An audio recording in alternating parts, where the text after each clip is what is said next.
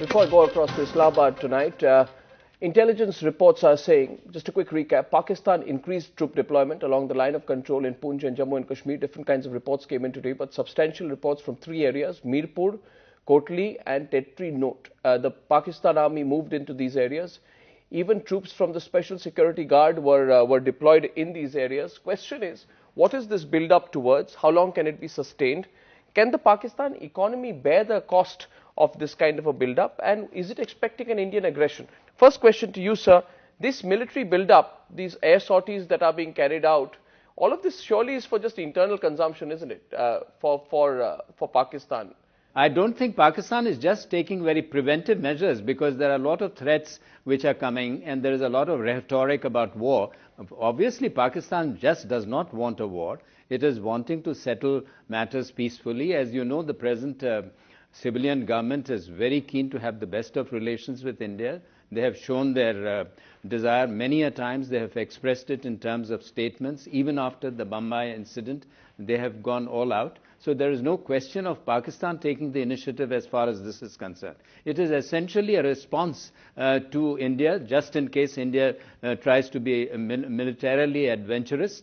Then in that case, obviously, Pakistan has to be prepared. And then also it has to build confidence in the people that Pakistan is not sleeping, whereas India is trying to make a build-up on its borders and trying to pressurize, and also launching a huge diplomatic offensive and with a power projection of its military. So I think in these circumstances, Pakistan has to take certain measures. And these are all defensive, preventive measures, so that we are not caught by surprise. General Prasad, like General Masood said, is this a response to New Delhi, or is this actually to get a response from New Delhi and deflect the attention from the war on terror? See, the important thing we must understand is that any preparation that India makes, Pakistan gets to know it. Obviously, there are some kind of preparations going on in our country, which is why Pakistan is showing signs of panic. I do not really know what kind of mobilization the Indian armed forces have undertaken, but what Pakistan armed forces are doing today is indicative to me that they are in a bit of a panic situation. Now, it is very clear that our Prime Minister has categorically stated that he does not wish to go to war. But our Foreign Minister has also stated that it's an option available. While there are certain remarks made by the Defense Minister, all put together, India this time appears to be having a reasonably strong political will. And we have adequate diplomatic support, international support. Therefore, some preparatory actions I anticipate must be going on in Indian governance, whether it is in the military, diplomatic or political. And these signs are visible and are picked up by Pakistan, which is why it is mobilizing its army. Right. And therefore, as per my knowledge, it takes a couple of days before Pakistan army completely gets into mobilized positions. Right. From the time that I used to be in the army, it used to take anything up to 5 to 6 days for Pakistan army to get to their battle locations.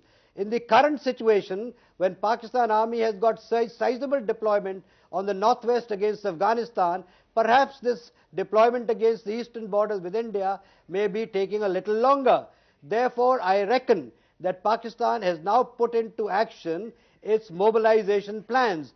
What kind of response India is giving, I am not too sure. Right. As far as the line of control, the LAC is concerned, the borders are manned in any case by the regular army of Indian Army. Right. It is the international border portion, which runs something like south of Jammu, that the BSF controls the international border.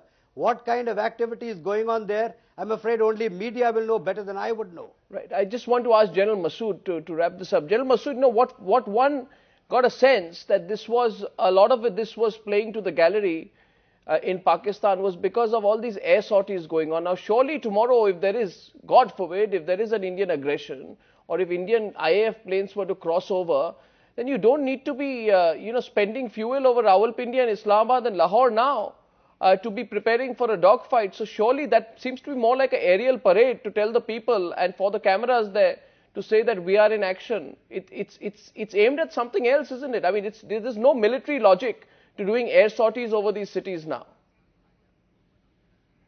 Well, I think what they were trying to show that to the people of Pakistan, because there has been a lot of criticism, especially by the opposition and others, saying that, whereas India is coming out and trying to pressurize Pakistan, is showing its military muscle, whereas Pakistan is sleeping and the government is sleeping. So the civilian government, I think, must have told the army to be on alert. They are just trying to do the air patrolling, and they are trying to show that, the skies are, secure, and you don't have to worry, we are alert.